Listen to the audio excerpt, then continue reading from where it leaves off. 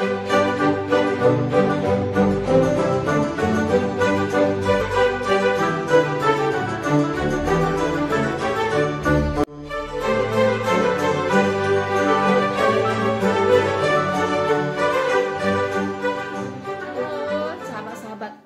terkasih di dalam Tuhan, semoga semua kita sehat-sehat selalu, tidak kurang satu apapun ya. Sahabat-sahabatku, di video sebelumnya saya sudah mengatakan bahwa channel Rina Menjawab ini dikhususkan untuk berbagi pengalaman, bagaimana perjalanan saya dalam menginjil di Facebook ya. Jadi untuk malam ini saya akan sharingkan satu topik. Yang topik ini cukup sering kita dengar ya.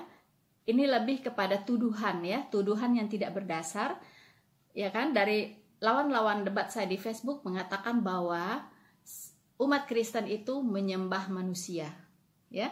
Jadi bukan menyembah Tuhan.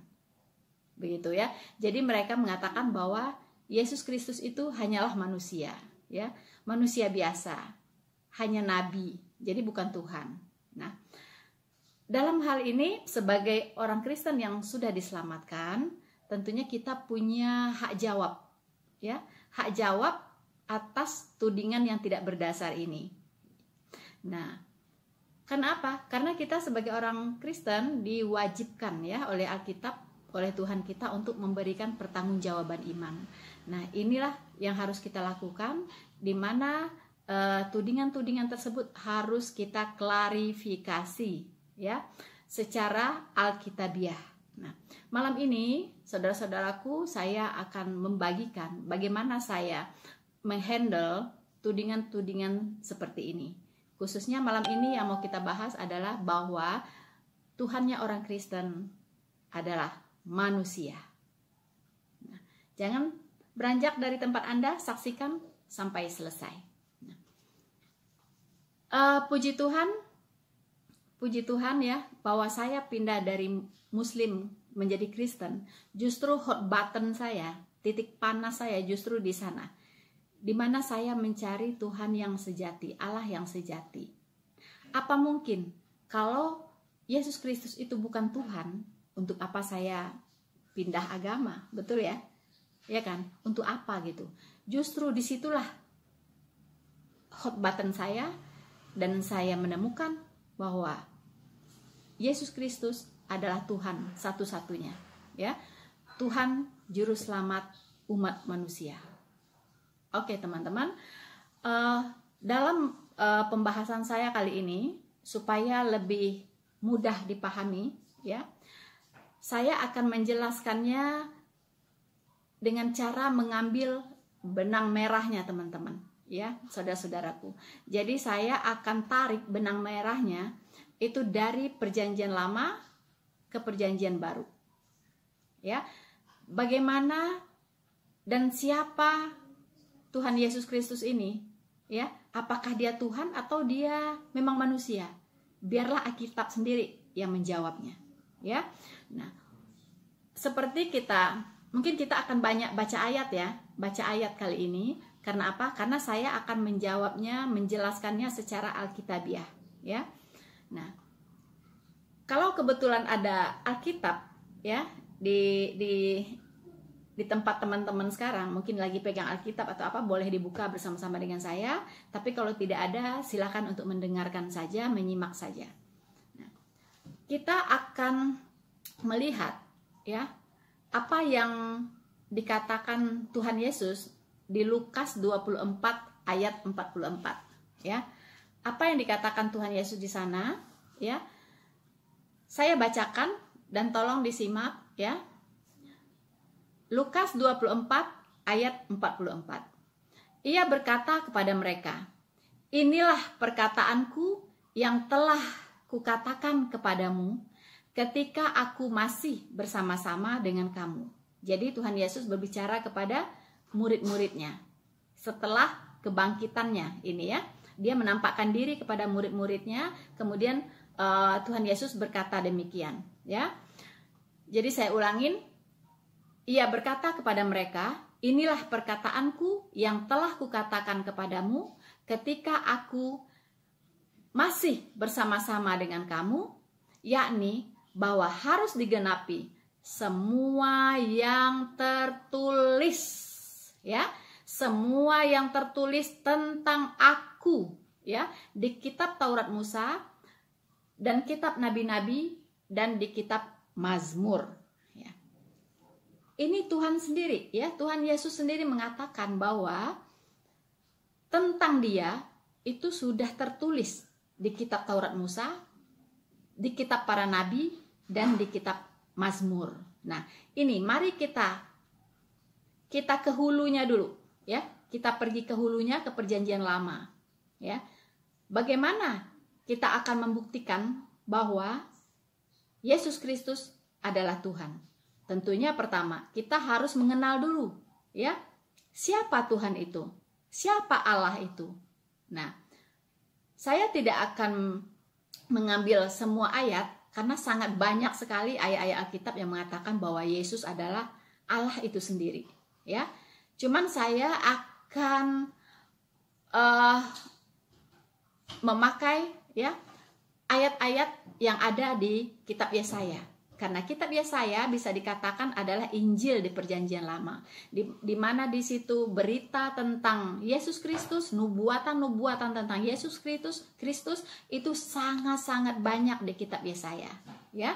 Jadi sebenarnya iblis kalau mau mengatakan bahwa Yesus itu bukan Tuhan, dia sudah terlambat, ya kan? Orang Jerman bilang zu spät, ya kan, too late, ya. Kenapa? Karena sudah ada di Perjanjian Lama itu nubuatan tentang Tuhan Yesus yang secara akurat digenapi di Perjanjian Baru, ya. Boleh jadi kalau tidak ada nubuatan, bisa jadi, ya, bisa jadi dia orang berhasil, ya, untuk memutarbalikkan fakta bahwa Tuhan Yesus bukan Tuhan. Tapi berhubung karena di kitab Perjanjian Lama, di Taurat Musa, di kitab para nabi, dan di kitab Mazmur itu sudah tertulis dengan sangat detail, ya, siapa itu Tuhan Yesus Kristus. Oke? Nah, untuk itu saya akan melihat, ya, kita akan melihat itu kitab Yesaya. Ya, di kitab Yesaya pasal 9 ayat 5. Ini benar-benar nubuatan untuk Yesus Kristus, ya, nubuatan yang sangat spesifik untuk Tuhan Yesus, ya. Saya bacakan Yesaya 9 ayat 5. Sebab seorang anak telah lahir untuk kita, seorang putra sudah diberikan untuk kita, ya. Lambang pemerintahan ada di pundaknya, ya. Lambang pemerintahan ada di pundaknya, ya, ada di bahunya. Dan namanya, perhatikan, dan namanya disebut orang, ya, penasehat ajaib. Penasehat ajaib. Penasehat ajaib kalau dipahami dengan benar itu adalah Roh Kudus, ya. Karena Roh Kudus itu adalah penasehat kita, ya. Oke, penasehat ajaib. Kemudian disebut apa lagi? Yaitu Allah yang perkasa. Dengarkan baik-baik, ya. Bahwa putra itu, yang lahir itu adalah Allah yang perkasa, ya. Kemudian Bapa yang kekal, ya. Catat, ya. Yang orang-orang di luar Kristen kalau kebetulan mendengarkan video saya ini, catat, garis bawahi baik-baik, ya, bahwa sebutan untuk anak yang lahir itu, yang diberikan kepada kita itu disebut penasehat ajaib, Allah yang perkasa, Bapa yang kekal, dan Raja damai. Jadi ada 4 sebutan, ya, penasehat ajaib, Allah yang perkasa, Bapa yang kekal, Raja damai. Itu sebutan untuk putra yang dilahirkan itu, ya. Ini nubuatan. Ini kitab Yesaya ditulis 700 tahun sebelum Yesus Kristus lahir, ya, yaitu Allah menjadi manusia. 700 tahun sudah dinubuatkan oleh Allah melalui Nabi Yesaya. Jadi iblis tidak bisa lagi berakrobat, ya, untuk menihilkan bahwa Yesus Kristus hanya manusia, bukan Tuhan. Oke? Nah, kita lanjut. Siapa Allah yang perkasa itu? Nah, ini pertanyaannya. Kita mau buktikan siapa Allah yang perkasa ini. Ya kan? Nah, kita akan buka Yesaya 49 ayat 26. Ya, Yesaya 49 ayat 26. Kita lihat apa karakteristik ya dari Allah yang perkasa ini. Oke? Saya akan bacakan Yesaya 49 ayat 26. Ya. Aku akan memaksa, ya. Aku akan memaksa orang-orang yang menindas engkau. Engkau di sini adalah bangsa Israel, ya, saat itu Israel, ya, saat itu menindas engkau, memakan dagingnya sendiri. Jadi aku akan memaksa orang-orang yang menindas engkau memakan dagingnya sendiri, dan mereka akan mabuk minum darahnya sendiri. Ya, mereka akan mabuk minum darahnya sendiri, ya kan? Seperti orang mabuk oleh anggur yang baru, ya, supaya seluruh umat manusia, ya, perhatikan baik-baik, supaya seluruh umat manusia mengetahui, ya, bahwa aku Tuhan adalah juru selamatmu. Catat, ya, juru selamatmu, ya, dan penebusmu, ya. Jadi supaya umat manusia mengetahui bahwa aku adalah juru selamatmu dan penebusmu. Garis bawahi, yang maha kuat, Allah Yakub. Ya, jelas bahwa Allah itu adalah penebus dan juru selamat. Ya, jadi kalau ada yang mengaku-ngaku Allah tapi dia bukan penebus, bahkan menyangkali penebusan, dan dia bukan juru selamat, bahkan menyangkali penyelamatan, ya, itu dipastikan bukan Allah yang berfirman di Alkitab, bukan Allah yang berfirman kepada Nabi Yesaya. Oke? Lanjut, ya. Kemudian kita akan tarik lagi garis merah, kita akan buka Lukas 2 ayat 8 sampai 11. Ya. Siapa juru selamat ini? Ya kan? Siapa juru selamat ini? Apakah itu hanya diberikan oleh manusia istilah itu, ataukah dari Allah? Ya, sebutan yang diberikan oleh Allah. Tadi sudah dibuatkan bahwa Allah itu adalah juru selamat manusia dan penebus manusia. Ya. Nah, kita buka Lukas 2 ayat 8 sampai 11. Saya bacakan. Di daerah itu, tentunya di daerah ini di Bethlehem, di mana Tuhan Yesus dilahirkan, ya. Di daerah itu ada gembala yang tinggal di padang menjaga kawanan ternak mereka. Ya. Dipastikan ini bukan di musim salju, pasti di musim panas, karena domba-domba tidak bisa makan rumput salju, ya. Ya, garis bawahi, ya, bahwa Tuhan Yesus lahir tidak di musim dingin, tapi di musim panas. Ini fakta Alkitab, ya. Oke, saya ulangi. Di daerah itu ada gembala yang tinggal di padang menjaga kawanan ternak mereka. Ya, pada waktu itu tiba-tiba berdirilah seorang malaikat Tuhan. Ya, berdirilah seorang malaikat Tuhan di dekat mereka. Ya, di dekat mereka, dan kemuliaan Allah, kemuliaan Tuhan bersinar meliputi mereka. Artinya meliputi para gembala tadi, ya kan? Dan mereka sangat ketakutan, ya. Mereka sangat ketakutan. Lalu kata malaikat itu kepada mereka, "Hei, jangan takut, ya. Sebab sesungguhnya aku memberitahukan kepada kamu kesukaan besar, ya, kesukaan yang besar, ya, untuk seluruh bangsa." Garis bawahi, kesukaan besar untuk seluruh bangsa, bukan hanya untuk bangsa Israel ya. Jadi Tuhan Yesus datang bukan hanya untuk bangsa Israel, tapi untuk seluruh bangsa yang ada di dunia ini ya. Dan malaikat itu berkata, hari ini telah lahir bagimu juru selamat. Ya, catat, siapa itu? Hari ini telah lahir bagimu juru selamat, yaitu Kristus. Ya, yaitu Kristus Tuhan di kota Daud. Oke? Jadi siapa yang lahir ini? Juru selamat, Kristus, dan Tuhan di kota Daud. Siapa yang memberitahukan ini? Malaikat Tuhan. Jadi bukan manusia yang mengatakan bahwa Yesus adalah Tuhan, atau Rasul Paulus yang mengangkat jadi Tuhan, atau di Konsili Nisea yang mengangkat Yesus adalah Tuhan. No way. Ya, yang mengatakan bahwa Yesus adalah Tuhan, juru selamat, yaitu malaikat Tuhan sendiri. Oke? Nah, clear ya sampai di sini. Nah, kemudian kita tarik lagi benang merahnya.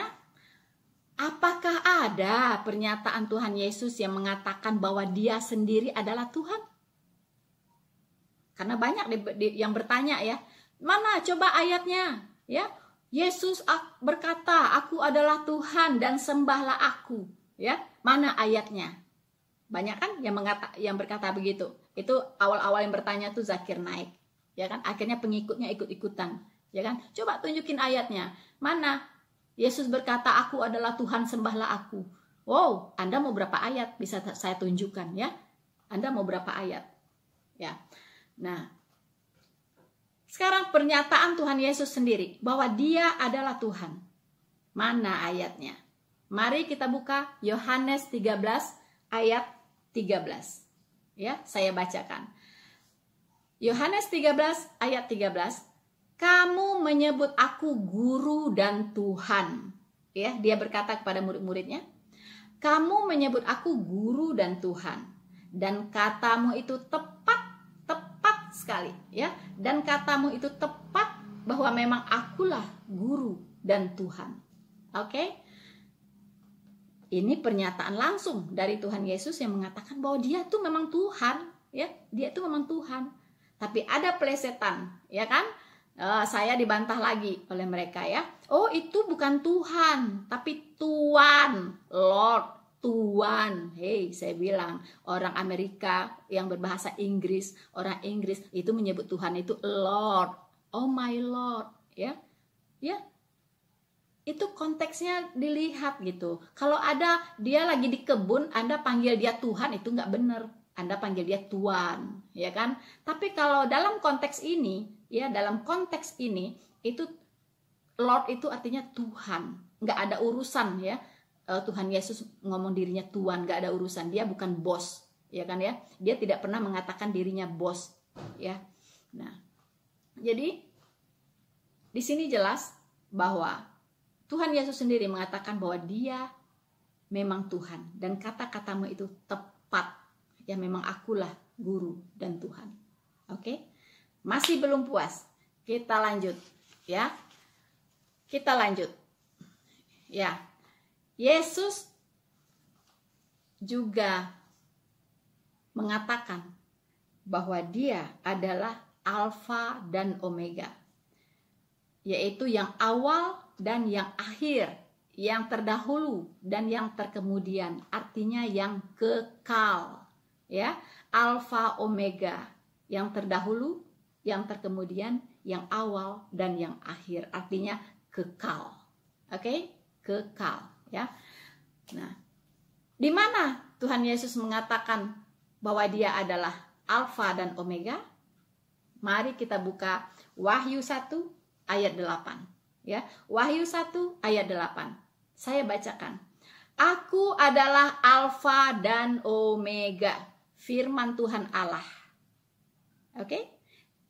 Firman Tuhan Allah. Yesus juga adalah firman yang menjadi manusia. Makanya dia mengatakan, aku adalah Alfa dan Omega, firman Allah, firman Tuhan Allah yang ada, ya, yang ada, ya, yang sudah ada, dan yang akan datang, kekal, dan yang maha kuasa. Ya, saya ulangi, aku adalah Alfa dan Omega, firman Tuhan Allah yang ada, yang sudah ada, dan yang akan datang, yang maha kuasa. Jangan lupa di garis bawahi, yang maha kuasa itu hanya Allah. Tidak ada yang maha kuasa di atas Allah. Ya, hanya Allah. Jadi jelas Tuhan Yesus di sini menyatakan dirinya sebagai Allah yang maha kuasa, Allah yang kekal, ya. Lalu bertanya kepada saya mereka, ya, kekal, kok Tuhan bisa mati, ya kan? Kok Tuhan bisa mati? Katanya kekal. Kalau kekal nggak mati dong, ya kan? Nah, saya bilang jangan lupa Yesus Kristus itu Allah yang menjadi manusia. Jadi eksistensinya selama 33 tahun di bumi ini, ya kan? Hanya 33 tahun saudara, ya, di bumi ini untuk menjalankan misi keselamatannya yang sudah dijanjikannya kepada Adam sebelumnya. Saat itu dia 100% Allah dan 100% manusia. Ya, makanya orang yang tidak paham Alkitab, ya, ketika dia membaca ayat-ayat yang seolah-olah ini kayak seperti manusia nih yang ngomong, dia lapar, dia lelah, dia ngantuk, dia mau tidur, dia apa, itu layak manusia. Ya betul, Allah itu secara fisik dia memakai tubuhnya manusia yang bisa lelah, yang bisa lapar, yang bisa haus dan sebagainya, ya. Nah, tapi di sisi lain dia juga Allah 100%. Makanya dia punya kuasa-kuasa keilahian yang tidak dimiliki oleh siapapun, ya. Dia punya kuasa-kuasa keilahian seperti apa? Dia berkuasa mengampuni dosa, ya. Ya. Dia mengatakan bahwa harus tahu bahwa anak manusia, ya, berkuasa mengampuni dosa. Ayo, siapa yang berkuasa mengampuni dosamu kalau bukan Allah sendiri? Ya, itulah sisi keilahiannya Yesus Kristus. Yang mati di kayu salib itu adalah sisi kemanusiaannya. Sisi keilahiannya pergi, ya, pergi. Makanya dia berseru, Allahku, Allahku, mengapa engkau meninggalkan aku? Ya kan? Karena Allahnya pergi. Karena saat itu Tuhan Yesus sedang menggantikan posisi semua orang berdosa untuk dihukumkan. Ya kan? Jadi semua dosa orang ditimpakan kepadanya. Saat itulah dia menjadi orang yang sangat-sangat berdosa. Makanya ada tertulis, terkutuklah dia yang tergantung di kayu salib saat itu, ya kan? Karena saat itu dia sedang menanggung dosa seisi dunia ditimpakan ke pundaknya. Allah yang maha suci, yang maha kudus tidak bisa berdampingan dengan dosa, setetes dosa pun tidak bisa berdampingan dengan Allah. Maka saat itu Allah keluar, ya, dan meninggalkan kemanusiaannya Yesus Kristus, sehingga dia berkata, Tuhanku, Allahku, Allahku, mengapa engkau meninggalkan aku? Ya, itu sebabnya dia berkata begitu. Banyak yang nggak paham kan? Nah, itulah, ya. Jadi semoga yang teman-teman debat saya di Facebook, ya, kawan-kawan saya yang di Facebook bisa paham kali ini. Oke? Kemudian kita lihat lagi, ya, apa korelasinya, ya, antara Yesus Kristus dengan Allah di Alkitab. Apa ayat-ayat yang bisa relevan, ya, yang paralel, ya, di Perjanjian Lama, ya, bahwa Allah itu adalah yang awal dan yang akhir. Seperti tadi Tuhan Yesus sudah menyatakan dirinya yang awal dan yang akhir, ya. Nah, sekarang kita lihat ayat yang paralel yang mengatakan di Perjanjian Lama. Kita buka Yesaya 48 ayat 12, ya. Yesaya 48 ayat 12. Saya bacakan. Dengarkanlah aku, hai Yakub, ya, kepada Yakub, ya. Dengarkanlah aku, hai Yakub, dan engkau Israel yang kupanggil, ya. Jadi Israel itu, Yakub itu diberi nama Israel. Oke, jadi Israel itu dari nama Yakub, ya. Akulah yang tetap sama, akulah yang terdahulu, dan akulah juga yang terkemudian. Tanganku yang meletakkan dasar bumi, tangan kananku yang membentangkan langit, dan seterusnya. Ya. jelas bahwa Allah di perjanjian lama, Allah Jehovah, juga menyatakan dirinya sama seperti Yesus Kristus menyatakan dirinya bahwa dia adalah Alfa Omega, yang awal dan yang akhir, yang terdahulu dan yang terkemudian. Paham sampai di sini? Ini adalah pribadi yang sama. Ya, Yesus Kristus dengan Allah itu pribadi yang sama. Ya, ini yang disebut dengan Allah Tritunggal. Ya, Allah Tritunggal itu, maaf, mata saya kelilit. Ya, Allah Tritunggal itu adalah Allah yang punya 3 pribadi, 1 hakikat. Ya, 3 pribadi, 1 hakikat. Yaitu Bapa, Putra, dan Roh Kudus. Semuanya hakikatnya adalah Allah yang esa, karena semuanya adalah satu. Ya. Nah, sekarang kita lihat. Ya. Ayat paralelnya tadi kan dikatakan ya bahwa Allah mengatakan akulah yang meletakkan dasar bumi, berarti dia pencipta. Dia adalah sang pencipta. Sekarang kita lihat, kita tarik lagi benang merahnya. Apakah Yesus Kristus ini pencipta atau bukan? Ya, kalau Yesus Kristus ini bukan pencipta, maka gugur jadi Allah. Oke, gugur. Sekarang kita lihat, kita buka Injil Yohanes 1 pasal 1 untuk membuktikan bahwa Yesus Kristus adalah Allah sang pencipta langit dan bumi dan menjadikan Anda dan saya. Oke? Nah, saya bacakan. Pada mulanya adalah firman. Firman itu bersama-sama dengan Allah dan firman itu adalah Allah. Ya, firman itu adalah Allah. Segala sesuatu dijadikan oleh Dia. Artinya Dia pencipta, ya. Tanpa Dia tidak ada sesuatu yang dijadikan. Ya, tanpa Dia. Ya, tanpa Dia tidak ada satupun yang telah jadi dari segala yang telah dijadikan. Oke? Dalam Dia ada hidup, dan hidup itu adalah terang manusia. Ya kan? Garis bawahi, terang manusia. Ia telah ada di dalam dunia, dan dunia dijadikan olehnya. Ya, dunia dijadikan olehnya. Tapi sayangnya, dunia itu tidak mengenalnya. Ya, dunia itu tidak mengenalnya. Oke? Ia datang kepada milik kepunyaannya, tetapi orang-orang kepunyaannya itu tidak menerimanya. Mereka menolaknya.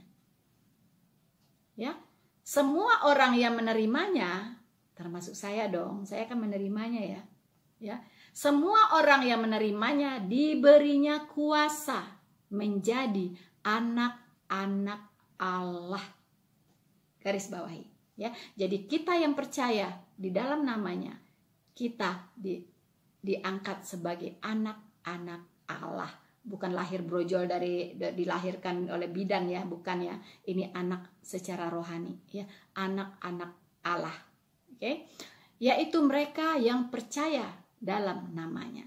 Jadi siapapun Anda yang percaya bahwa Yesus adalah Tuhan, Anda adalah anak-anak Allah. Oke? Nah, di ayat ke-14, saya lompat, ayat ke-14-nya mengatakan firman itu telah menjadi manusia. Ya, firman itu telah menjadi manusia. Oke? Loh. Firman menjadi manusia, bagaimana caranya? Ya kan? Firman itu kan perkataan. Ya. Firman Allah awal-awalnya bersama dengan Allah, dan firman itu adalah Allah. Jangan Anda pikir bagaimana caranya. Ya kan? Itulah misteri ilahi, di mana rohnya ditiupkan ke dalam rahim Maria. Ya kan? Jadi itu bukan anak dari benih manusia, tapi benih ilahi. Jadi jangan ditanya bidannya siapa, lahirnya di mana, ya kan? Dioperasi di sesar atau lahir normal? No, ya. Dia itu adalah siapa bapaknya, jangan ditanya juga. Dia itu adalah roh Allah yang lahir menjadi manusia. So, teman-teman, saya kira ya, kita sudah tarik satu benang merahnya yang tidak terputus dari Taurat, Zabur, Injil, dari perjanjian lama ke perjanjian baru.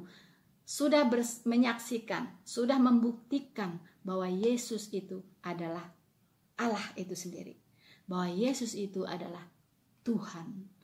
Puji Tuhan, ya, kita yang orang percaya sudah tidak ada keraguan, ya, bahwa kita menyembah Allah yang benar, Allah Sang Pencipta langit dan bumi, dalam nama Yesus Kristus. Teman-teman, sampai di sini dulu ya untuk penjabaran saya, sharing saya untuk kali ini. Dan next saya akan sharingkan lagi topik yang lain yang tidak kalah menarik. Ya, oke. Sampai bertemu lagi dengan saya Rina Solihin. Tuhan Yesus memberkati Anda semua. Maranatha.